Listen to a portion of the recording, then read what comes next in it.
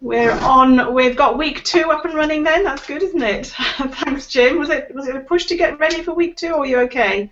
No, we were fairly prepared for it, so yeah, no, it's going fine. It looks really good. I'm sure it'll be a really popular week. Oh, hi, Belinda. Where are you? I'm in Technology Outdoors.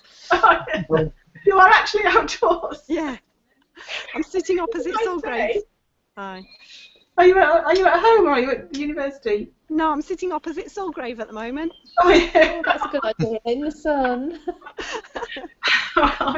Is he getting in the mood for next week then? Yeah. So Jim, then going back to visible learning, how were there any issues, or are you happy with it all? It's all happy with that. So there's no issues. So the announcement went out, didn't it? We've been adding content to the Google Plus community. So I'll look or check every hour or two, just make sure there's any questions and answer those on the Google Plus community. Yeah, and it looks good. I like the fact that you put stuff on the community for them. I think perhaps that's something we all ought to do, rather than just respond to what other people post. If we post ourselves as well, I think I can see people responding back when we put something on from our learning.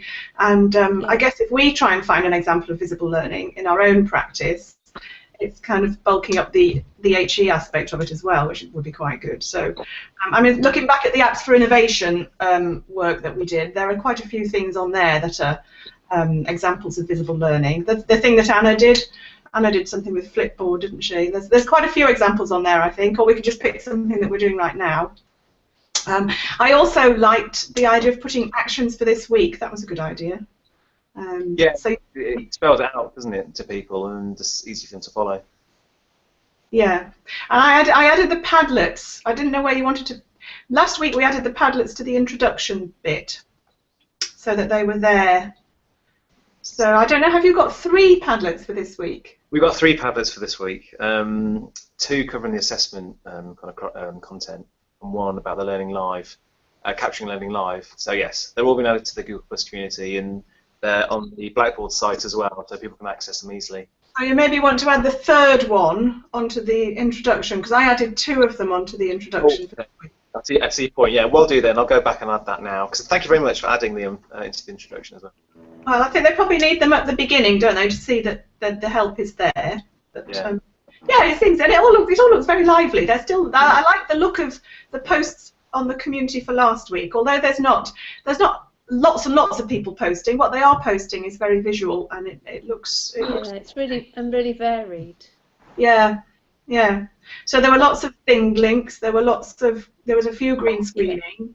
I really liked. Did you see it was Rebecca's partner Andrew who did that green screening thing with Romeo and Juliet? See that? Well, have a look at that. It's really good. It's two children in their own time, I think, presenting about Romeo and Juliet from different places, and it's really, really good. And then there was quite a lot of app smashing as well. I thought that was good. Mm.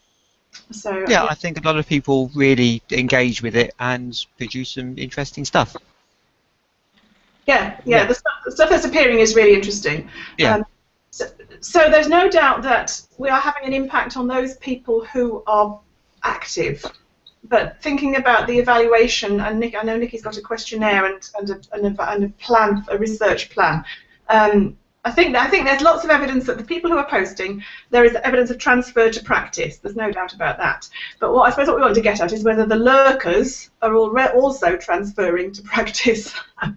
So, are the people who are not active participants still doing something in their classrooms is a question. Just to add to that as well, myself and Anna, we came up with some questions to ask people as we're posting in their community. Hang on a minute. Hi, I'll call you back. I'm just in a meeting online, okay? I'll call you back. Bye. Okay. Yeah. So we've got we listed some questions to ask people as we're posting. They're examples of practice. So I can forward those to you all if you like. So in case you want to ask them as well and chip in, that'd be good. Yeah, that's a good idea. Yeah. I'll put it on the Slack community then. You're going to put them on Slack? Yeah, I'll put them on Slack under week 2. All right, that sounds good. So I wonder, Nikki, do you want to talk a little bit about the questionnaire and the plan, and then we could see whether anybody had any thoughts before we send it out. Have we got? As if no one's got a copy, have they? Just. I can screen share a copy, or you could screen share a copy if you've got one, or you could just talk about it if you like. I was going to say that's probably going a bit beyond what I'm trying to capable of. This one. If I can put it up. I can have two. I've got two screens. It's just easier if I can have it up. Let's see.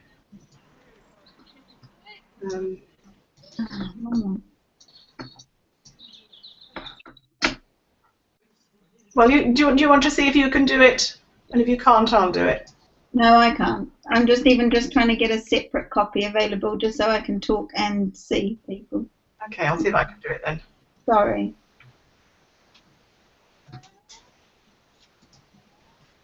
Where has it gone? Here we are. Is. Oh, okay. That's cool. So I'm trying to screen share the questionnaire. Can you see the questionnaire? Yes. Yeah. Yeah. Oh, no. So, and if I scroll through it, does it scroll through on the Yeah. screen? Yeah. Okay. Have they already had this? No, not yet. We've been trying to find some time just to finalise it. Yeah. So perhaps we could finalise it now, shall So we? based it on, what was it based on, Helen? One of your other ones, wasn't it? Probably. But it was, I know that I've duplicated some of the questions, like the poll that Sway put in. In the first part, it's sort of about them and trying to get an idea of who is taking part on what sort of level. But it would be useful just to collate all this in one place rather than having to go to the poll and go to the map, etc., if people are willing to take the time. And then I went through the aims and objectives of the actual MOOC in terms of the research project and tailored the questions to match that. So it was all primarily about online CPD and transferring what they learned in this format into practice. So trying to evaluate what their experience was of online CPD so far and why were they joining it and what were their sort of expectations of it.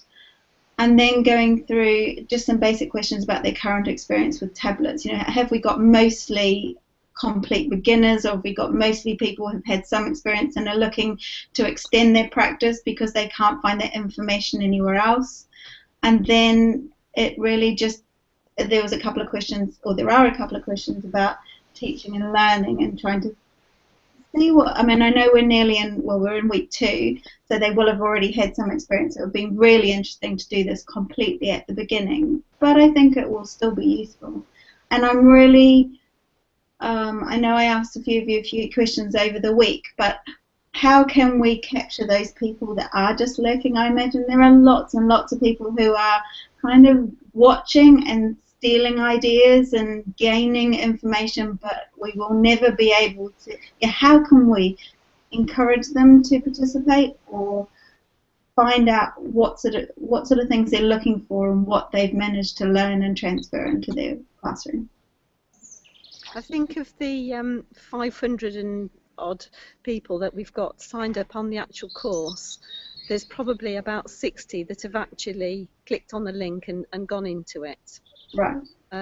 So into the community or into the course on Blackboard? Into the course itself. Right, so they've just joined, and then that's less than 20%, isn't it? Much less than 20%. Yeah, which is why I send the link out again to how to enrol, just in case people had forgotten how they'd enrolled and how to get back onto open education. I must admit that is a bit confusing because I'm working, you know, as we all do, between Nile and email and this and that, and Google Communities, and I'm thinking, whoa, what am I doing this time to try and find my way back?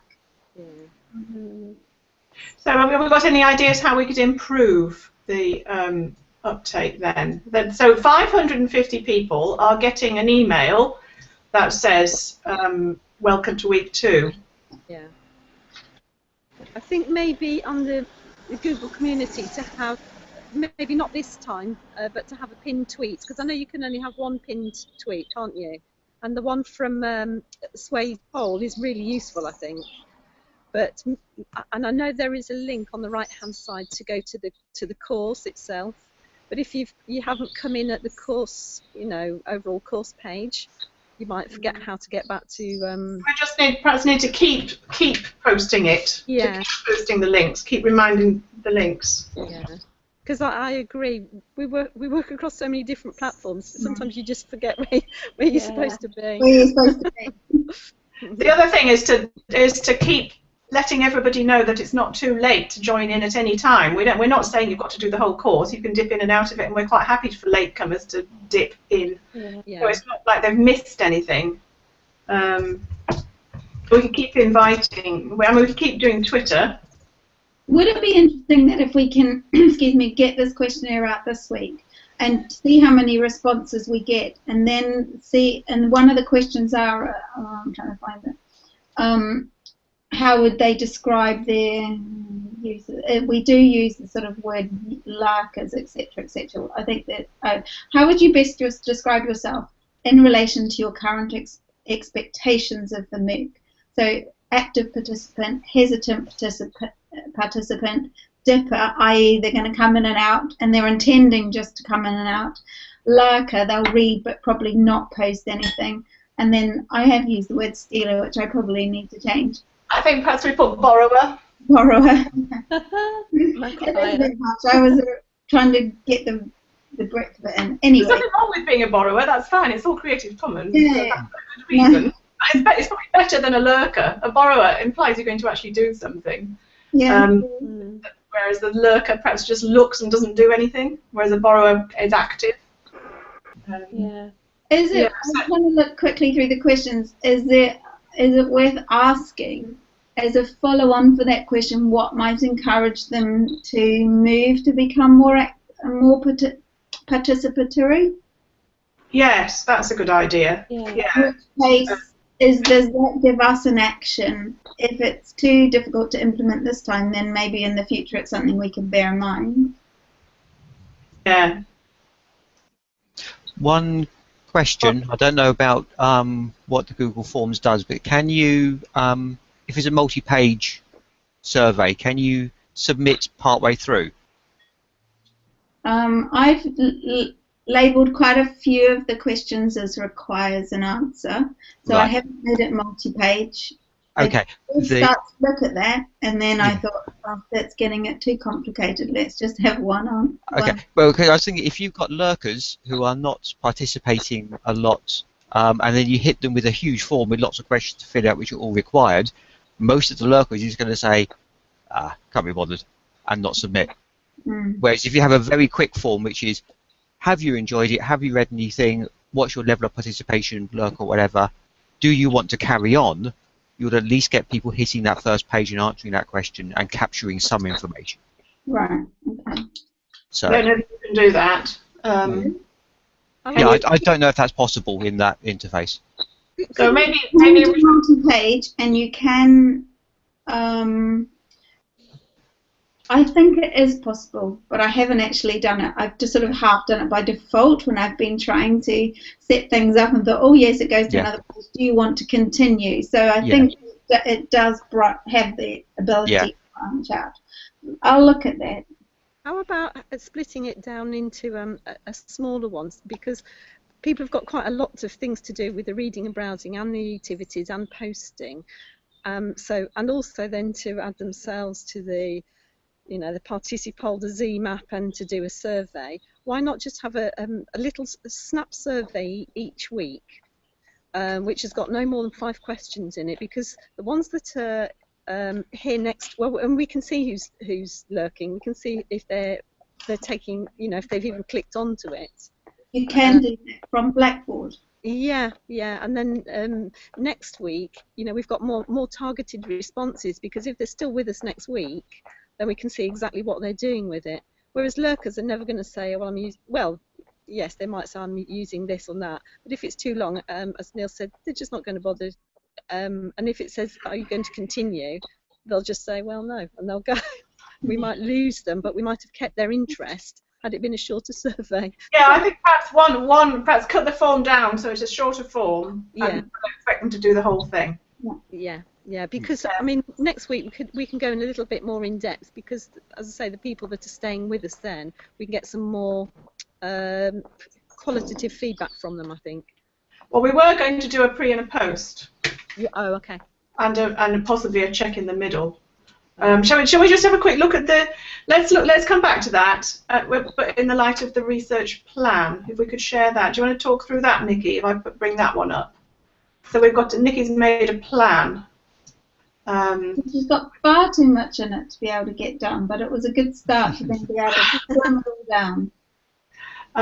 Well, yeah, the question is whether we're going to be able to do the plan, and which bits we would want to do.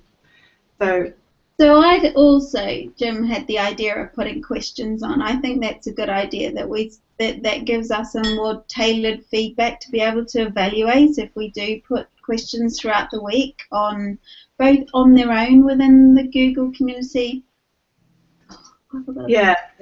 Sounds good. As well as within the comments. So when people have posted something, if we then comment something, that almost then invites a response as well. If they've turned notifications on, they get a little dot, don't they? Do they get an email to say that someone's posted on their comment? I'm not familiar with that sort of dialogue. I do. Yeah, So I they think do, they yeah. do. Yeah. Yeah. If you've got notifications on, it kind of pops up on your. It pops up on my iPad when they. No, it doesn't. You're Yeah. right. But to be honest, I don't read that Google Mail because I just get so much from all the students. Yeah, you do get an email, yeah. Right. Okay. So there was an element of weekly evaluation of the community, because that's where people are posting. You know, what sort of, could we evaluate the visual content? Can we ask questions? Can we analyse the responses? And I am quite interested in the dialogue, rather than people just posting something and walking away. Other people that are doing that, only doing it to be able to potentially get their certificate at the end of it. You know, I noticed a couple of things last week. Oh, here's my homework. So are they just using it as an evidence to achieve something at the end, rather than creating some dialogue and learning from it that way? There was, I think I asked Neil and I asked Belinda and I asked I think I asked everyone, didn't I? But how can we evaluate both the Twitter, the Blackboard, and G+. Yeah. I've run the analytics on Twitter. Thank you very much for sending that link. I think you sent it to Jean and forwarded it on. Oh, okay. For the TWT16 hashtag. It's amazing. It shows what devices people were using, how many followers they've got, so I can see what their influence is. It's only gone back since I think it's the 19th. So, yeah. I think. What did you use for that, Belinda? What was the tool you used to do that? Found something and forwarded it, didn't you? I can't remember. I have to go back through my email. I can't remember. I put it on the blog anyway. I've done two new links on the blog. One is called feedback, and actually put a really nice piece of feedback from Nicola Schofield on that, which was lovely. And another one which I put reflections or something, and onto there I've just kept sort of a running total of things that I'm learning as part of the MOOC, and one of them, and new tools that I've used, and the last one on the list is Twitter something or other. I could go to it, but then I have to come out this Hangout, so I'm not sure. Yeah, no, that's all. Yeah, I think you did put it on. I remember seeing it because the people, when I did my presentation, the people wanted to know what we were using. Yeah. So I did find it. So that's good. I like the idea of doing posting good reflections, or posting. We're going to post bits of feedback as we go and collect them in the blog. Is that what you're thinking? Yeah, so I've just set up a new category which is called feedback. So if you put a post and then tag it with feedback, then you can access them all from the homepage. You know, there's a menu item at the top. So that the feedback is feedback from students, and reflections is reflections from us. That's a good idea. So things like the B comments, the comments that we want to make notes of. Yeah. Yeah, and I could see that Nicola was recommending it on Twitter and saying how good it was. Yeah, so things like that we could capture and collect. Yeah. That's a good idea. I'm just trying to Somebody find. emailed yesterday, I can't remember her name now, if for permission to use information about the MOOC in a science portal. So I've read it through, and I just asked her to say about the fact that we use Google Plus and the links as well. So she's going to send us a copy or a link to a copy of that once it's published. So can you see that feedback from Nicola there? Can you all see that? Yeah. Yeah, that's good, isn't it? By far the most imaginative and detailed computing teaching MOOC I've been involved with. So what was that? Was that an email then, or what? No, it was in the Google community. Right, that's good. And I just thought it was so nice. It was worth capturing that one. Yeah, so we perhaps want to carry on capturing a few of those. That would be good. Yeah. So anything else about the evaluation, the research plan then? So Nikki, do you think this is doable? Do you think to do some of that as we go along? I still like I like the idea of the short snap surveys. However, I'm still conscious that we do want to do, and we always said we would do a pre and a post. So how that works with that, I'm not entirely sure. Well, shall we cut it down a bit and do it as a pre and then do it as a post and say that's the pre and post? But we will be mindful of the fact that we want to do little surveys as we go along.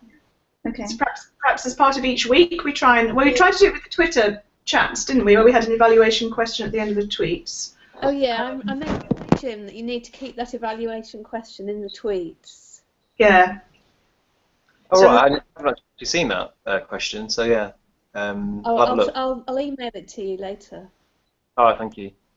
Can I ask that when we do the next tweet chat, well, all the tweet chats, we encourage them to put A1 in their answer, because it's a bit of a nightmare putting together the Storify. Yes, yeah. It got a bit undisciplined, didn't it, with the A1, A2?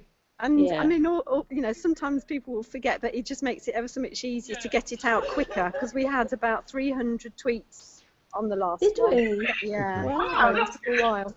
Yeah. So there's all these people joining in on Twitter. Are they the same people that are joining in in the other places? I wonder. Or are they just people who found us through Twitter? Oh, I don't know. Interesting. I don't know really. Are we plugging the sign in as part of the? Perhaps we need to plug the sign in a little bit more as part of the Twitter chat. Shall I add that to the daily TweetDeck tweet then? The sign in. Yeah, because I do make sure that there is one tweet every day reminding them about the upcoming chat. But I could add a more generic tweet about the course. Yes, a generic tweet that says, "Not too late to join in. We'd encourage you to dip in and out anytime you like. Please join us." Something like that. I'll add that then.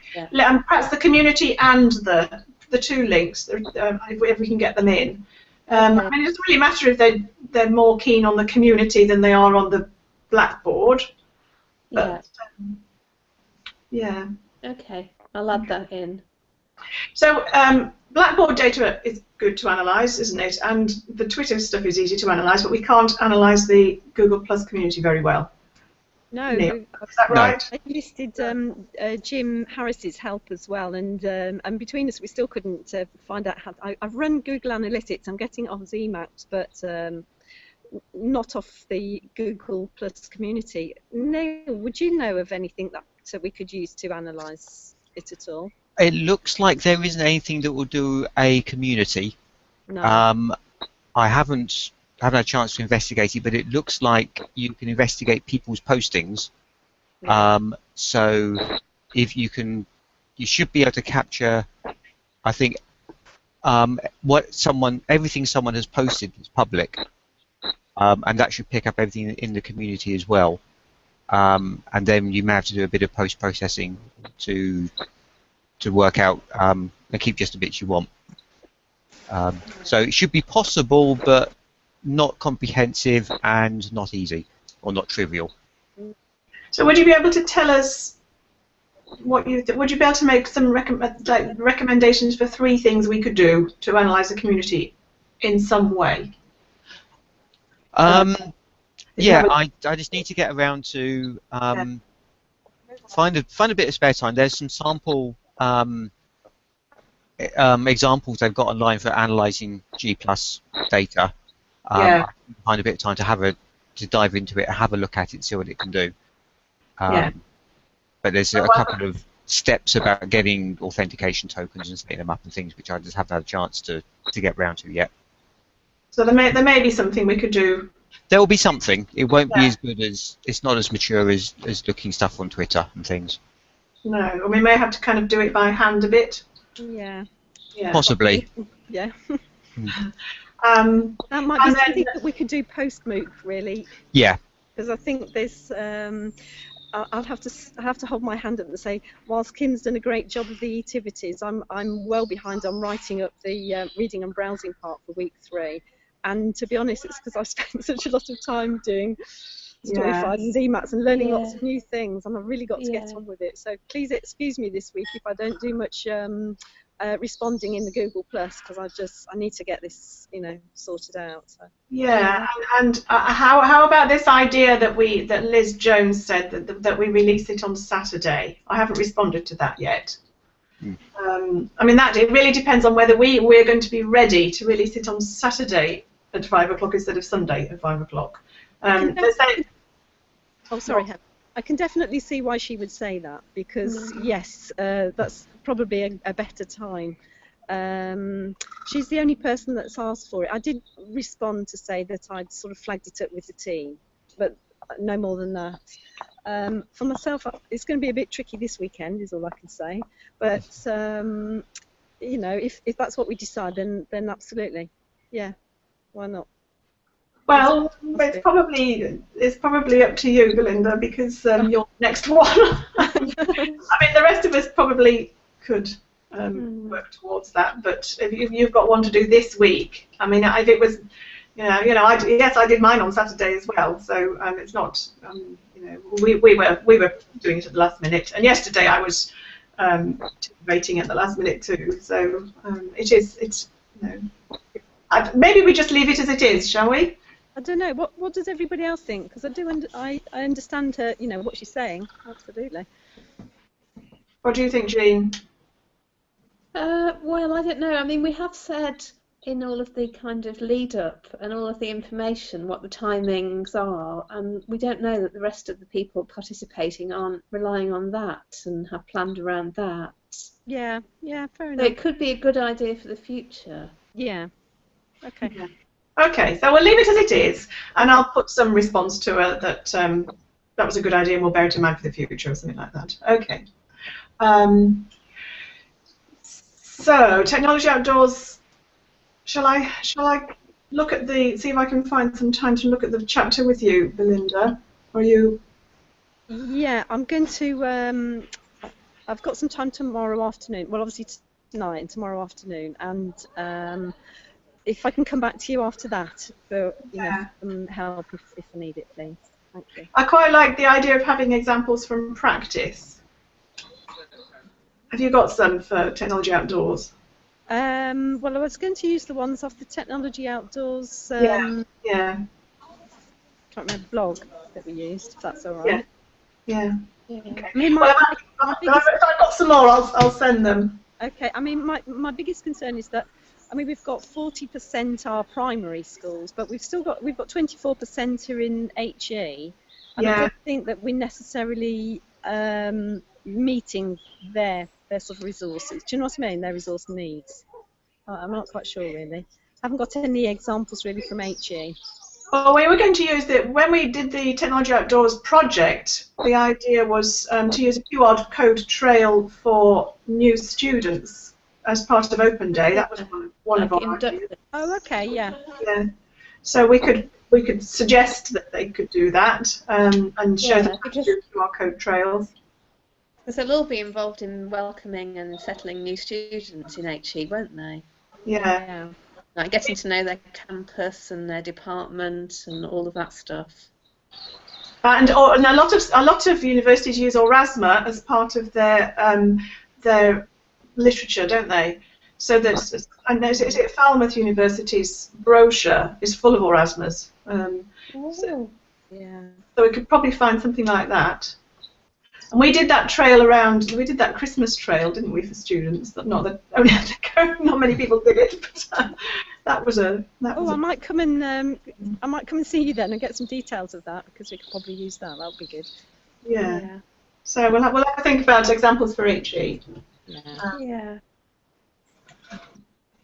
I mean, it's just, and actually, well, our students, you know, the SEN students go around the campus looking for acoustic environments, assessing brilliant. environments. That was a good one.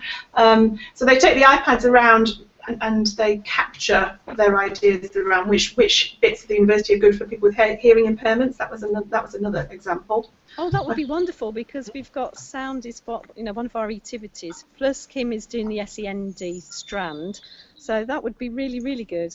Yeah, so I've got that on a community. I can share that with you. Thank you very much, Helen. That'd be lovely. So I think it's just having a think, really, isn't it, and seeing what we've got. Yeah.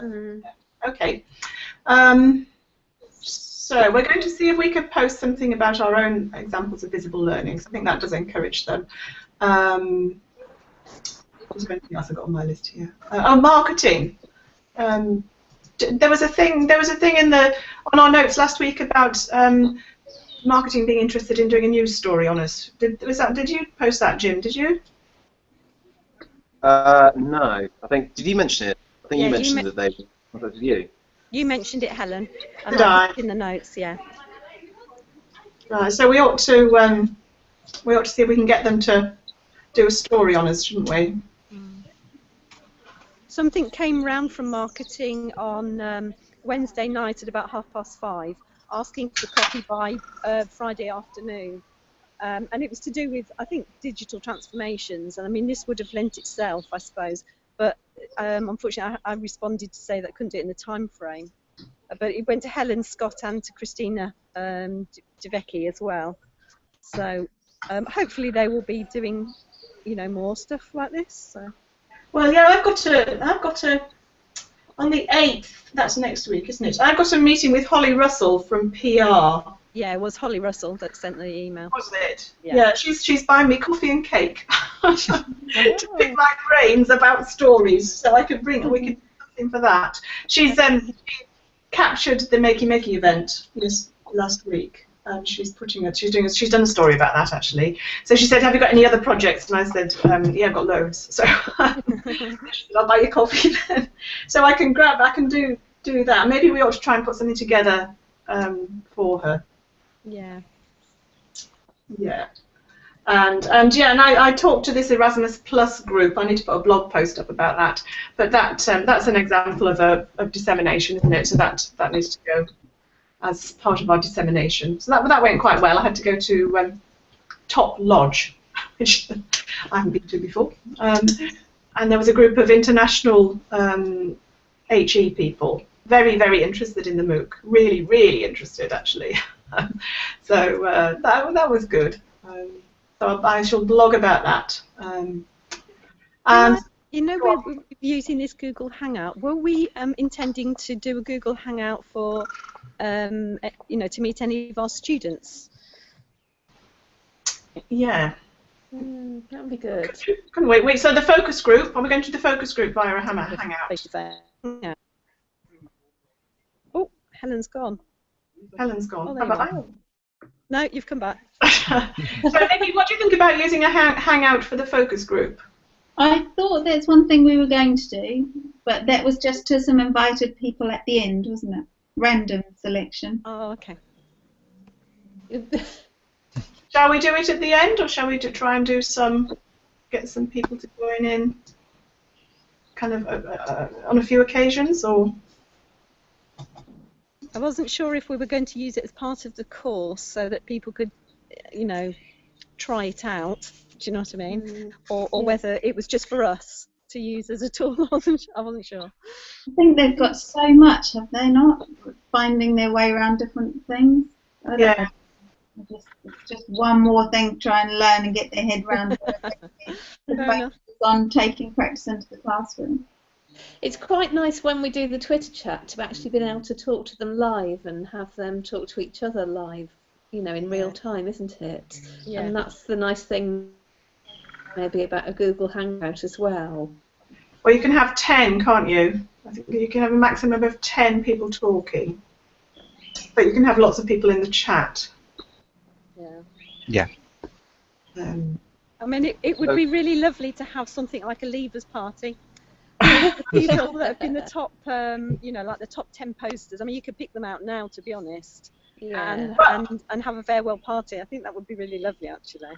Yeah. Well, why don't we have invite them to sign up for it, and we have the first 10 to sign up can be in it, and the rest can be in the chat, and we can have a kind of highlights of the course or highlights of what we've been doing over the last 5 weeks. Yeah, that'd be nice, mightn't it? Something a bit different. No, I mean, I've never seen something like that done before. I've seen recorded, I've seen like a recorded graduation ceremony, and if you went through all of the parts of this particular MOOC and you had sort of, you know, achieved so much, then a link was adaptive released to you, and it was a link to a video.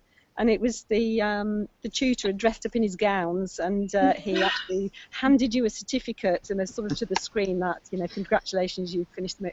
And they've got sort of, you know, very stirring music in the background. It was good fun, actually. But actually to do something live would be really, you know, would be quite nice. Would be nice. Maybe. Yeah. Okay. So we'll do something in the last week then. Yeah. Or yes, because that's Easter, isn't it? We're just going to still keep it at 1 week intervals and not 2, are we? I don't know if we can really change the. No, because I think the dates have gone out, haven't they? So. Yeah. I mean, if we did it again, I mean, there is a, yeah. The trouble is then it would be really stretched out, wouldn't it? Yeah. If we did it over. It'd be quite hard for us to maintain the impetus of it. Yeah. And it might lose its impetus if it went over.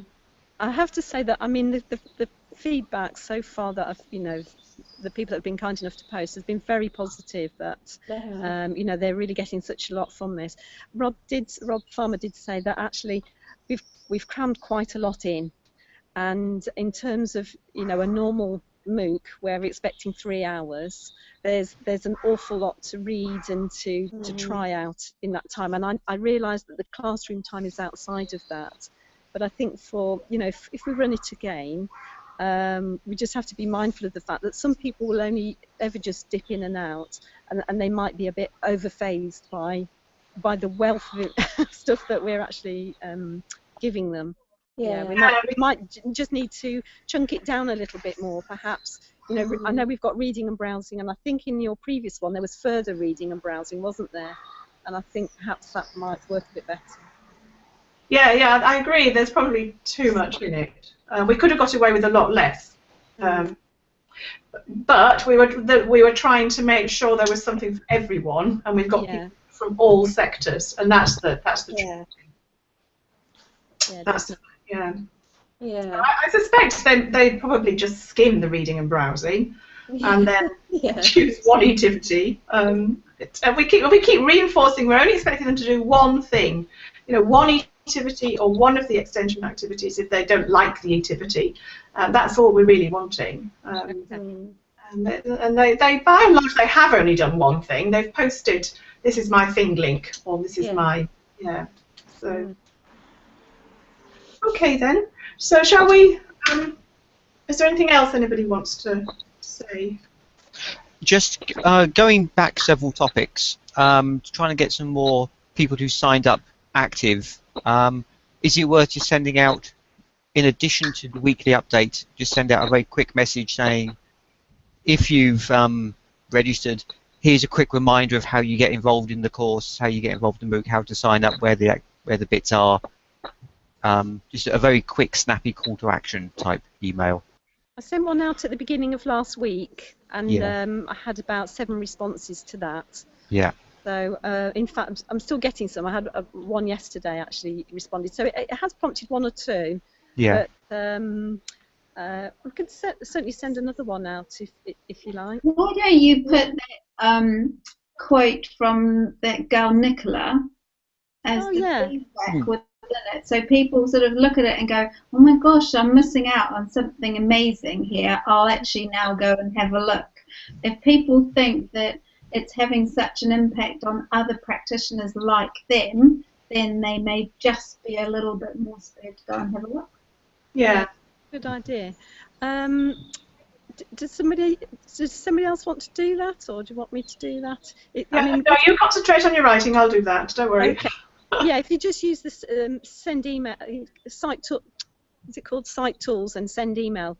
Then I think you can format your email a little bit more. Rather than if you put it in the announcement, it just comes out as plain text, so any images are lost. Yeah, we probably don't need images, but yeah, all right, I'll look at that. And shall we do another catch up next week? Yeah. What about Tuesday?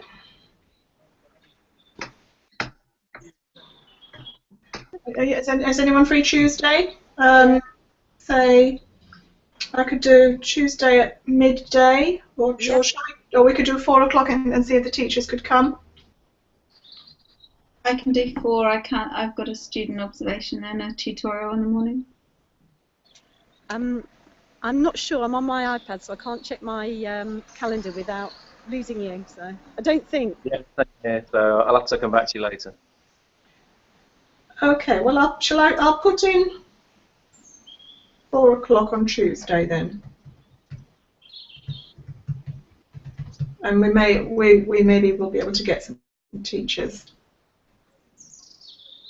Okay. Okay. All right. All right. So thanks everyone. Thank you. Thank you. Thank you very much. It's lovely and sunny outside, by the way.